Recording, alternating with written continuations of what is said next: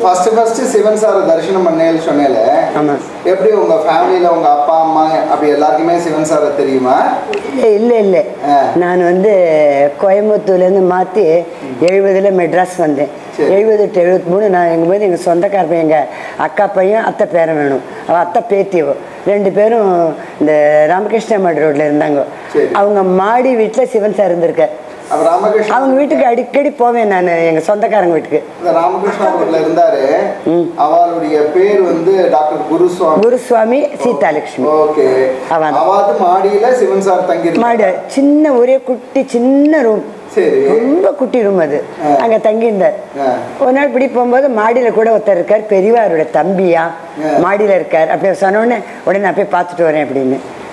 என்ன வயசு இருக்கும் அப்ப எனக்கு 39ன்னா 70 40 31 வயசு. 31 வயசு. அப்ப கல்யாணம் ஆயிடுச்சு. கல்யாணம் ஆயிடுச்சு. அப்போ சோ கல்யாணம் ஆயிதா அவரோட தான் நான் வந்தேன் ட்ரான்ஸ்ஃபர் ஆகி மெட்ராஸ்க்கு வந்தேன். ஓகே.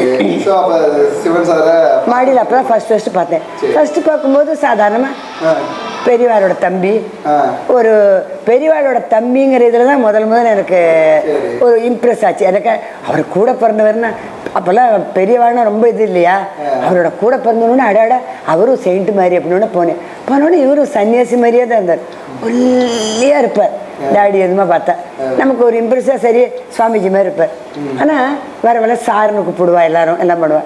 நான் சொன்னேன் எனக்கு டாக்டர் சடனாக சார்னு கூப்பிட வரல மாமா, நீ எப்படி வேணாலும் கூப்பிடுவோம் இஷ்டம்னுட்டேன். அதுக்கப்புறம் அங்கே வரும்போதெல்லாம் போயிட்டு வந்துட்டு இருந்தேன். இப்படி கொஞ்சம் கொஞ்சமாக பழக்கமாச்சு. அப்புறம் நான் அங்கே வீடு பார்த்து 7 சீனிவாசன் ஸ்ட்ரீட்டில் நான் இருந்தேன். அப்போ நான் அப்படி சொல்ல வீட்டுக்கு ஒரு நாள் வாங்கலை மாமா, வந்தால் போச்சு அப்படிம்பார். அப்புறம் ஒரு நாள் இப்படி வந்தோடனே இப்படி பேசின்னு தான் இப்படி இருக்கும். அதுக்கப்புறம் ஒரு தடவை என்னாச்சு, மாமா சாப்பிட ஒரு வேளை மாமா எங்காத்துக்கு ஒரு நாள் சாப்பிட வாங்கலேன் அப்படின்னு. அதுக்கு என்னம்மா சாப்பிட வரேன்னா, எனக்கு என்னமோ இவர் வரப்போனோடனே அவருக்கு எப்படி சமைக்கும், இப்போ என்ன சமைப்பாரோ என்ன பிடிக்குமோ என்னெல்லாம் ரெஸ்ட்ரிக்ஷன் எனக்கு தெரியும். சுவாமிஜிங்கிற அர்த்தத்தில் நீங்கள் என்ன சாப்பிடுவேன்னு வெங்காய சாம்பார் பண்ணுமான்னு ஒரே ஷாக்காக எடுத்துருக்கு. ஐயோ வெங்காய சாம்பார் கலாட்டா பண்ணுறாரான்னு. நிஜமா நிஜமாக தான் சொல்கிறேடான்னு. இல்லைம்மா நிஜமாக சொன்னேன், வெங்காய சாம்பாரே பண்ணு அப்படின்னு.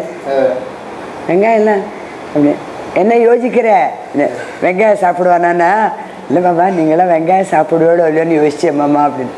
இந்த பருப்பா சின்ன குழந்தை 4 3 7ன்னா எப்படி போடும், 1 2 3 4 கோடு, அப்புறம் 3 கோடு போட்டு அப்புறம் 1 2 3 4 7. நீ இப்போ அப்படியே நான் கூட்டுற 4 3 7 வரல. இதெல்லாம் ஒரு சின்ன ஸ்டேஜில் தான், அதெல்லாம் அது இது வித்தியாசம்லாம். ஒரு ஸ்டேஜுக்கு அப்புறம் எல்லாமே ஒன்று. அதனால் எனக்கு வெங்காய சாம்பாரும் ஒன்று, மற்ற சமையலும் ஒன்று, எல்லாமே ஒன்று. சரி அமக்களமாக சமைச்சு வச்சு இலையெல்லாம் போட்டு தண்ணி வச்சேன் பக்கத்தில். வச்சோடனே ஃபஸ்ட்டு சாதம் எடுத்துகிட்டு இப்போ போட பண்ணேன், காக்காய்க்கு வைக்கிற சாப்பாடு வை போகிறோம் அப்படின்னு. சரி முதல்ல எங்கள் தாத்தாலாம் அந்த காலத்தில் செய்வாள், 3 தடவை நெய் போட்டு ஓரத்தில் 3 தடவை சன்னை வச்சு சுற்றி அதுக்கப்புறம் சாதம் போட்டு பாரு போல் இருக்குன்னு இவ்வளோ சாதம் கொஞ்சோண்டு ஒரு 4 ஸ்பூன் கூட இந்த சாதம் வச்சேன் போகிறோன்னு. சரி அப்புறம் கேட்க போகிறாருன்னு குழம்பு ரசம் எல்லாம் அதுலேயே அப்படின்னு விட்டார். என்ன மாமா இவ்வளவே சாதம், காக்காய்க்கு வைக்கிற சாதம் மொத்தமே அதுலேயே 3 சாதமும். எனக்கு ஒரே ஷாக்கு. என்ன மாமான்னு. போதும்மா நான் அவ்வளோதான் சாப்பிடுவேன் மன்னர். நிஜமா எனக்கு சமைச்சு வச்சுட்டு சாதம்லாம் ஒரே ஷாக்கு. கொஞ்சோண்டு ஒரு கவளம், நான் நிஜமாவே ஒரு கவளம் பழ 3 கவளம் சோறு 1 கவளம் சோறு மேலே அது அவ்வளோதான் மொத்தமே. எல்லாம் அதுலேயே மோர் சாதம் ரசம் எல்லாமே போட்டுண்டாச்சு. காய்கறி மட்டும் கொஞ்சம் தொட்டுண்டார். இவ்வளோ தான் சாப்பிடுவேன்னு. அப்புறம் தண்ணி பக்கத்து வச்சு எந்திரிச்சுட்டார்.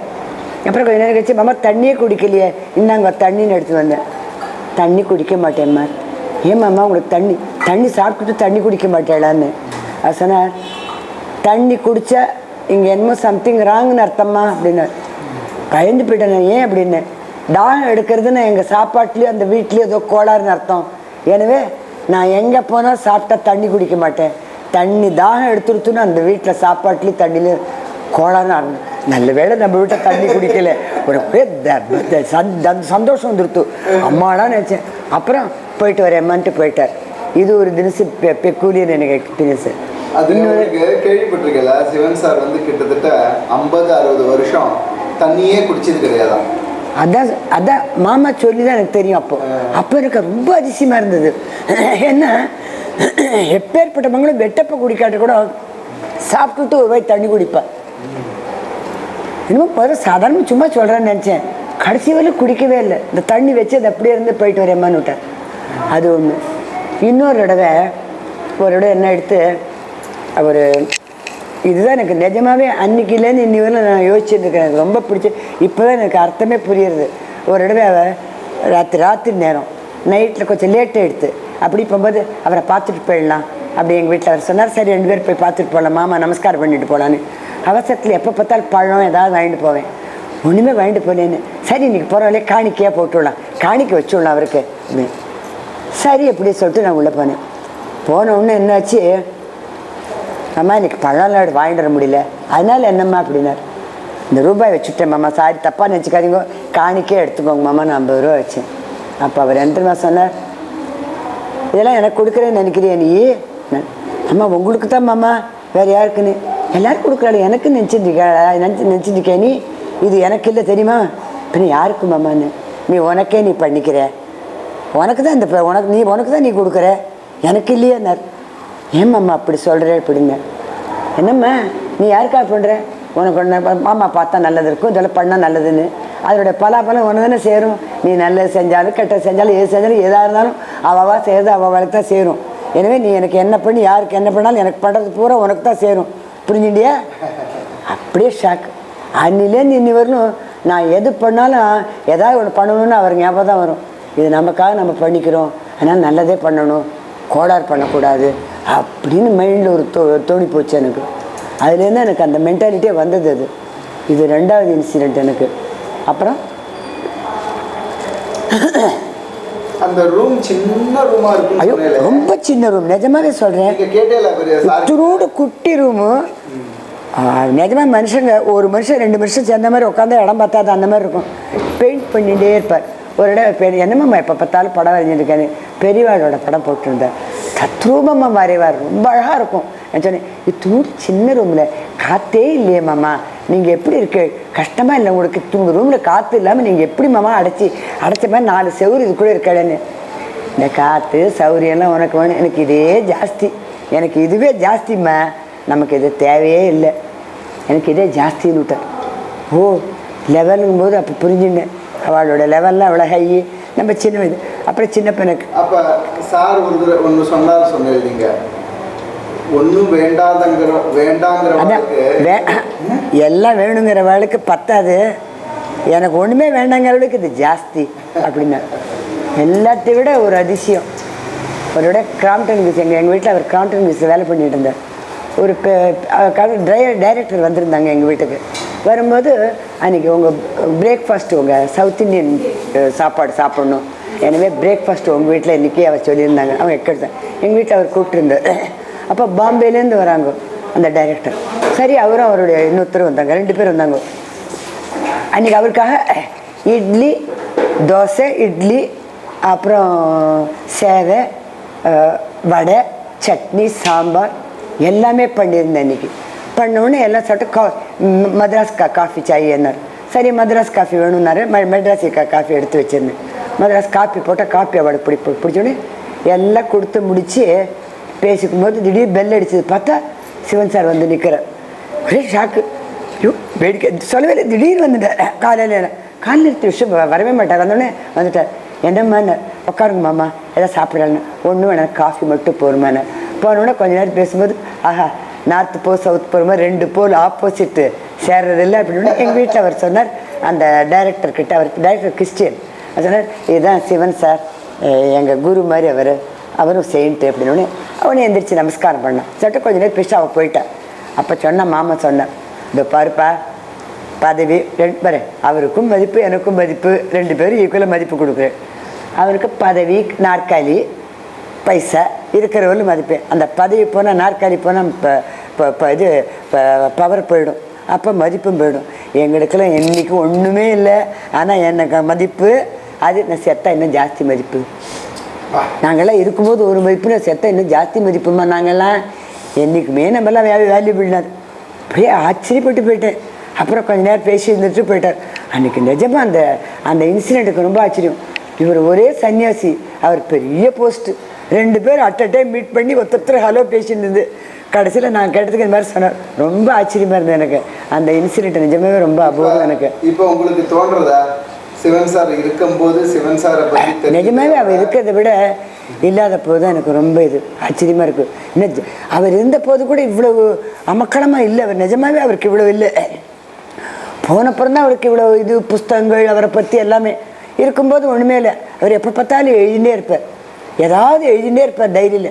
ஒரு என்னம்மா எப்போ பார்த்தா நான் நம்ம மாதிரி டைரி இது வந்துட்டு என்னம்மா எப்போ பார்த்தா இது வேறு டைரிம்மா, இதில் சன்னியாசியோடைய மனசில் தோன்ற டைரி, இதெல்லாம் நம்ம யூஸ்வல் எழுத டைரி, இது டிஃப்ரெண்ட் டைரி அப்படின்னு எழுதினும் போது ஒரு இடம் நான் பாம்பே அப்போ ட்ரான்ஸ்ஃபர் எடுத்து அம்மா நான் பாம்பே போயிட்டு வரணும், போயிட்டு வந்து நமஸ்காரம் பண்ணேன். அப்போ சொன்னார் ஏதாவது உங்கள் அடையாளமாக ஒரு ஃபோட்டோ கொடுங்கம்மான்னு. ஃபோட்டோ வேணுமா, எனக்கு ஆட்டோகிராஃப் வேணுமா அப்படின்னு. ரொம்ப சந்தோஷம் கொடுங்கன்னு. உடனே ஒரு டைரி எடுத்து இந்தா இதை வச்சுக்கோ, என் கையெழுத்து என்றைக்கும் ஞாபகமாக இருக்கட்டும்னா அந்த டைரி இத்தனை நாள் பூத்தி வச்சுருந்தேன். அதனோட பர்பஸ் இப்போ தான் தெரியுது. இத்தனை நாள் நான் வச்சுருந்தேன், 30 வருஷத்துக்கு மேலே என்கிட்ட இருக்குது. ஒரு நேற்றுக்கு வந்து கேட்ட உடனே அவ்வளோ சந்தோஷப்பட்டேன். இது பொது சொத்து இல்லையா, நம்ம தனியாக அனுபவிக்கிற சொத்து இல்லை. மகான்களே பொது சொத்து, அவள் சாமான்களும் பொது சொத்து. எனவே தனியாக நான் வச்சுக்க முடியுமா? உடனே கொடுத்தேன். அவள் பிரிண்ட் பண்ணி எனக்கு இது கொடுத்துட்டு அந்த கையை பிரதியை கொடுத்துட்டு ஒரிஜினல் சேர்த்துட்டேன். எனக்கு ரொம்ப சந்தோஷமாக எடுத்தேன். அது எங்கே போய் சேரணுமோ கரெக்டாக போக வேண்டிய இடத்துல சேர வேண்டிய இடத்துல சேர்ந்து கொடுத்து எனக்கு அதுவே ரொம்ப சந்தோஷமாக இருக்குது எனக்கு வாழ்க்கையில். அது மாதிரி அவர் வந்தது போகலாம்னு நினச்சி எவ்வளவோ பேசிகிட்டே போகலாம், அதுக்கு ஒரு அளவே இல்லை. ஆனால் அப்போ அருமை பெரியவாரோட தம்பி ஒரு மகான் அந்த அளவில் தெரியுமா வெஞ்சு இவ்வளோ டீப்பாக இவ்வளோ நேரம் இப்போ தான் திங்க் பண்ண தெரியுது. ஏன்னா அப்போ அந்த வயசில் இருக்க ஃபிலாசபியில் அவ்வளோதும் தெரியாது. அவரால் தான் ஒரு தடவை பேப்பர் நியூஸ்லாம் படிச்சுட்டு இப்படி பேசும்போது மத்தியான நேரத்தில் வந்திருந்தார். இவர் ஆஃபீஸ் போயிருந்தார். அப்போ வந்து அவர் வந்தோடனே அடியடி என்ன வந்தேன், இந்த பக்கமாக போனேம்மா, வரணும்னு தோணித்து வந்தேம்மா, அதுக்கு என்னம்மா உள்ளே வாங்க அப்படின்னு. என்ன சாப்பிட்றேன்னு ஒன்றும் வேண்டாம்மா, துண்டு காஃபின்னு. எப்போ வந்து 1/2 டம்ளர் காஃபி குடிப்பார் எங்கள் வீட்டில். காஃபி குடித்த உடனே இப்படி ஏதோ பேசிகிட்டே இருந்தோம். அப்போ சொன்னார், நான் சொன்னேன் அம்மா நிஜமாவே இந்த சாவுங்கிறது பெஸ்ட் இல்லைம்மாம்மா, எல்லா பிடுங்கள்லேருந்து நிம்மதியாக போயிடலாம், ஒருத்தொத்தர் கஷ்டப்படும் போது போயிட்டா வழக்கு நிம்மதி இல்லையம்மான்னு. அவர் சிரித்தார். ஏம்மாம்மா சிரிக்கிறே அப்படின்னு. நீ நினச்சிட்டு இருக்க தப்பிச்சுன்னுலாம் நினைக்கிறியா? ஏம்மாம்மா அப்படின்னு. இப்போ நீ இருக்க காந்திங்கிற பேரில் நீ அனுபவிக்கிற, ஆனால் அடுத்த ஜென்மம் எடுத்து நீ எங்கேயா வேறு எந்த பேரில் யார் அனுபவித்தாலும் உன் பாடி மருமை வந்து நீயாக தான் இருப்பேன், நீ தான் அனுபவிச்சாகணும், வேறு யாரும் உனக்காக அனுபவிக்க மாட்டான், உனக்காக வேறு யாரும் வந்து அனுபவிக்க மாட்டான்னு. சுஷோ அப்படி இந்த ஜென்மத்திலே அனுபவிச்சுன்னா நல்லது இல்லையா, அடுத்த ஜென்மம் உனக்கு ஃப்ரீயாக இருக்கும் இல்லையா? நல்லா சொன்னேன் மாமா, நல்லதாக போச்சு மாமா, எதாக இருந்தாலும் இந்த ஜென்மத்திலே இருந்துட்டு மாமா, அடுத்த ஜென்மம் எனக்கு வேண்டாம் அப்படின்னு. அதை வச்சுக்கோ அப்படி சிரிச்சார். அப்புறம் சில சின்ன சொல்வேன், மாமா இந்த மகான்கள்லாம் என்னமோ அது பண்ணுறா இது பண்ணுறா சொல்கிறாள் மாமா, உங்களுக்கு யோகத்தில் இதெல்லாம் வருமா மாமா, நீங்களாம் யோகம்லாம் பண்ணியிருக்கேளே, இன்னும் சித்து வேலை அதெல்லாம் தப்புன்னு சொல்கிறாளே மாமா அப்படின்னு. நிஜமாம்மா ஒன்று வச்சுக்கோ, குழந்தைகிட்ட சாக்லேட் வேணுமா சங்கிலி வேணுமான்னா சாக்லேட் தான் வேணுங்க, சங்கிலியோட மதிப்பு தெரியாது. அதே ஒரு விவரம் தெரிஞ்சனால தெரிஞ்ச பையனாக தான் என்ன பண்ணுவான், இந்த தங்கத்துக்கு எவ்வளோ சாக்லேட் வாங்கி போட்டுக்கலாம்னு நினைக்கலாம், சாக்லேட் ஆசைப்படுறவங்க தான் அதுக்கு ஆசைப்படுவாங்க, தங்கத்துக்கு ஆசைப்படுறதுக்கு சாக்லேட் எதுக்குமான்னார். இதே வார்த்தை சொல்லிட்டார், அவ்வளோதான். அப்படியே அசந்து போய் நின்றுவிட்டேன். அதுக்கப்புறம் மாமா வரும்போது மகான்கள் கதையெல்லாம் குட்டி குட்டியாக சொல்லுவார். அப்போ தான் எனக்கு ஏணிப்படியில் மாந்தர்கள்னு இன்னொரு புஸ்தகம் 2 புஸ்தகம் என்கிட்ட கொடுத்தார் அவர், படிமான்னு. அதை வச்சு படிச்சிருந்தேன். என்னுடைய வாழ்க்கையில் கொஞ்சம் இந்த மாதிரி ஒரு டேர்னிங் பாயிண்ட், எனக்கு கொஞ்சமாவது விவேகம், இந்த அளவுக்கு ஃபிலாசபி கொஞ்சம் பிடிக்கிறதுக்கு காரணம் அவர் அடிக்கடி சொல்ல, ஃபிலாசபி ட்ரை சப்ஜெக்டுமா, அது பிடிச்சுட்டா விடவே மாட்டா, பார்க்கறதுக்கு ட்ரையாக இருக்கும், ஒரு இதில் அதில் போயிட்டே வச்சுக்கோ நீ அதுலேருந்து வெளியிலே வரமாட்டேன்னார். அது எவ்வளோ உண்மைங்கிறது இப்போ எனக்கு தெரியறது, எனக்கு நிஜமான பேச்சு, வாஸ்தவமான பேச்சு. அது ரொம்ப சந்தோஷம். விசேஷம் என்னன்னா, நீங்கள் நெக்ஸ்ட் மந்த்து இல்லை இந்த மாதம் February 28 26 அமெரிக்கா கிளம்ப போகிறேன். கரெக்டாக சார் கொண்டு சேர்த்து வச்சிருக்கா பாருங்க. அதுதான் எனக்கு ஆச்சரியம். அடுத்த மாதம் இவங்கெல்லாம் வந்தா கூட அந்த டைரி என்னோட நான் அமெரிக்கா எடுத்துன்னு போயிருப்பேன். அந்த நேரம் எந்த நேரத்தில் எது பண்ணணுங்கிறது நிஜமாவே கடவுளுடைய சித்தம். இது இன்னும் ஒரு 15 நாள் கழிச்சு கிடந்தா நான் 26ஆம் தேதி கிளம்பின்னு இருக்கேன். நான் டைரி எடுத்துன்னு போயிருப்பேன். நல்லவேளை டைரி வேணும், அந்த சமயத்தில் டைரி இருக்கு தெரிஞ்சு என்னோட இருந்தது. 2 பண்டில் புஸ்தகம் நான் அமெரிக்காவுக்கு அனுப்பிச்சிட்டு என்னோட புக்கை அதில் கூட டைரி இருக்காமல் இதை கையில் வச்சுன்னு எடுத்துகிட்டு போகணுங்கிறதுக்காக நான் வச்சுட்டு இருந்தேன். அது எங்கே போய் சேரணுமோ அங்கே சேர்ந்துடுத்து. ரொம்ப சந்தோஷமாக இருக்குது. ஸோ இந்த டைரி தான் சார் உங்களுக்கு கொடுத்தாரா? ஆமாம், இதுதான் எனக்கு கொடுத்தாரு, ஞாபகார்த்தமாக வச்சுக்கோமான்னு. அப்படியே 2-3 பேஜ் திருப்பி காமிங்க. அப்படியே ஒன்று கொஞ்சம் அவரோட கையெழுத்து அச்சு கொத்தா மாதிரி முத்து முத்து சொல்லித்தரமில்லாத முத்து. அச்சு கூட இப்படி பிரிண்ட்டு கூட இப்படி அழகாக இருக்காது, கையெழுத்து அவ்வளோ அழகு. ரொம்ப சந்தோஷம். உங்களுடைய பெரிய மனசு இந்த டைரியை உங்களுக்கு நீங்கள் எனக்கு தரணும்னு உங்களுக்கு தோணினது என்னுடைய பாக்கியம். பெரிய மனசு இல்லை, அவருடைய சித்தம் அது. அவரோட டைரி எங்கே போய் சேரணுங்கிறதுக்காக தான் என்கிட்ட கொடுத்து வச்சுருந்தார். இத்தனை கொடுத்து வச்சுருந்தார், எங்கே போய் அங்கே வாங்கின்னு விட்டார். அவர் என்கிட்ட பெருமை வச்சுக்கோமான்னு கொடுத்து வச்சுருந்தார், நான் திருப்பி கொடுத்துட்டேன். அதுதான் உண்மை. ரொம்ப சந்தோஷம். நமஸ்காரம். இதே மாதிரி ஒரு 20 டைரி சார் எழுதினது அனுகிரகத்தினால கிடச்சிருக்கு. அப்போ யூஸ் பண்ண ஸ்வெட்டர், யூஸ் பண்ண ரேடியோ, இது பண்ணது எல்லாமே அவள் யூஸ் பண்ண ஒரு பீரோ எல்லாம் ஒருத்தர் வந்து என்னை வந்து சாருடைய ஆராதனை அன்றைக்கி கூப்பிட்டு, சிவராமா உனக்கு ஒரு கிஃப்ட்டு தரேன் அப்படின்னு சொன்னார். அது சரி மாமா அப்படின்னு, சாருடைய பொக்கிஷத்தை உன்கிட்ட கொடுத்துட்றேன், நீ எப்போ வேணுமோ எடுத்துக்கோ அப்படின்னாரு. மாமா எப்போ வேணுமோ இல்லை, இப்போயே வரேன் அப்படின்னா நேராக போனேன். அந்த பீரோவை எடுத்துகிட்டு வந்து அன்றைக்கி ஆராதனை அன்றைக்கி அதுக்கு ஆராதனை பூஜையெல்லாம் போட்டு சாருடைய சன்னதிலேயே வச்சுருக்கு. இப்போ எனக்கு இதுவும் தெரியாது, இந்த ஒரு டைரி மிஸ்ஸிங் இதுதான் உங்ககிட்ட இல்லைங்கிறது தெரியாது. ஏதோ எழுதியிருக்கா, இது மாதிரி 19 டைரி இருக்குங்கிறது கூட எனக்கு தெரியாது. நம்ம கொடுத்துருக்காரே வாங்கி வச்சுன்னுட்டேன். இப்போ சொன்னப்புறம் தான் இந்த ஒரு டைரி மிஸ்ஸிங், பாக்கி எல்லாம் கிடச்சிருக்குங்கிறது அப்புறம் தான் தெரிஞ்சது எனக்கு. அதில் 18வது நம்பர்னு இதில் போட்டிருக்கு. சார் அந்த ஒரு இண்டெக்ஸ் போட்டு வச்சுருக்கார். அதில் 18வது புக் 18ன்னு போட்டு அதில் இருக்கிற பேஜஸில் இண்டெக்ஸ் எல்லாம் போட்டு அப்புறமா அதை ஒரு 3 கோடு போட்டு கட் பண்ணி வச்சுருக்கேன். ஏன்னா அந்த டைரி உங்கள்கிட்ட கொடுத்ததுனால சார் அதை வந்து அந்த இண்டெக்ஸில் கட் பண்ணி வச்சுருக்கா, நான் பார்த்தேன். ரொம்ப சந்தோஷம், பெரிய பாக்கியம். எனக்கு அதை விட பாக்கியம், அவரை பற்றி 4 வார்த்தை சொல்கிறதுக்காவது கிடைச்சிருக்கேன்னு ரொம்ப சந்தோஷப்படுறேன். நான் நிஜமாவே நான் தான் பாக்கியசாலி. லட்சியம் வச்சுக்கோங்க, அந்த வார்த்தை சொல்லியிருக்கேன். என்ன சொன்னா? லட்சியம் ஒன்று தான் எனக்கு ஞாபகம் வருது. என்ன சொன்னா? அதாவது நான் பம்பாய்க்கு போகும்போது, மாமா நான் போயிட்டு மாமா உங்கள் ஃபோட்டோ வைக்கும்போது அந்த டைரி கொடுக்கும்போது, எப்போ உங்கள் கூட வச்சுக்கோ, இது எனக்கு உனக்கு ரட்சை அப்படின்னு வார்த்தை சொன்னேன். சார் அது சொல்லியிருக்கேன், வாயால் வந்த வார்த்தை. நீங்கள் சொல்கிற இருக்காரு இந்த ரட்சை சொல்ல வந்துட்டு, ஆனால் சொன்னது என்கிட்ட சொல்லக்கூட. அதனால் 33 வருஷமாக அந்த டைரி நான் பத்திரமா வச்சுருக்கேன்.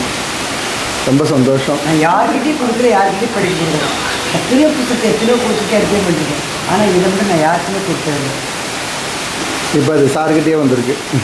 அதான் அது கடவுளுடைய இது, அங்கே தான் போய் சேரணுங்கிறதுக்காக தான் என்கிட்ட வந்து அங்கே வந்திருக்கு. அதுவும் கரெக்டாக இன்னும் 1 மாதம் கழிச்சு வந்துட்டு எதுவும் போயிருக்கோம்.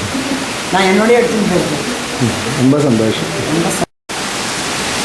இதெல்லாம் தான் சாருடைய டைரி. சார் அப்போலேருந்தே அதில் 1ஆம் நம்பர்லேருந்து போட்டு அப்படியே வரிசையாக எழுதி வச்சுருக்கார். இதுக்கு என்னென்னா சார்கிட்ட விசேஷம், இந்த டைரிஸில் கண்டினியூவேஷன் நம்பர்ஸ் வரும். அதில் பார்த்தோம்னா அதில் தெரியும் 5000, 3000, 4275லேருந்து 4355 இதேமாரி அந்த கண்டினியூவேஷன்ஸ் நம்பர் வரும். இதில் மாமிகிட்ட கொடுத்த டைரியில் 4714, அதுலேருந்து 5000 வரைக்கும் ஆக்சுவலி வந்துட்டுருக்கு. 5059 இதுமாரி வந்துட்டுருக்கு. இந்த டைரி தான் மிஸ்ஸிங்காக இருந்தது. சார் அனுப்புறதுல அதுவும் வந்து சேர்ந்துருக்கு.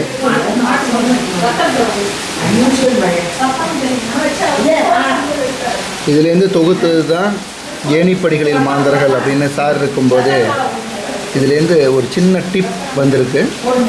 இன்னும் வர வேண்டியது நிறையா இருக்குது. சாருடைய அனுகிரகம் எப்போ இருக்கோ அப்போ வரும்.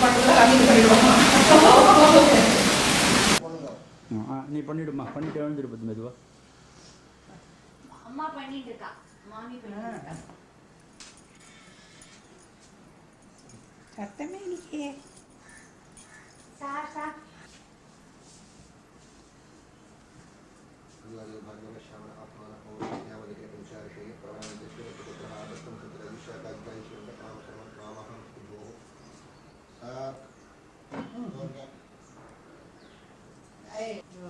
பெரியவா அப்படியே ஜூம் பண்ணுறேன்.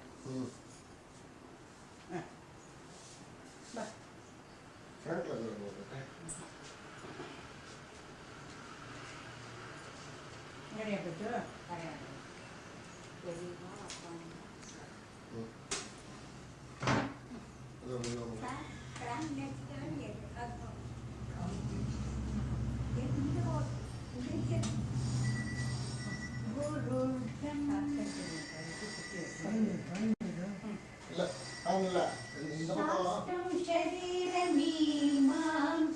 देवः तु परमेश्वरः आचार्यः शङ्कराचार्यः सन्तु मे जन्मनि जन्मनि जन्मनि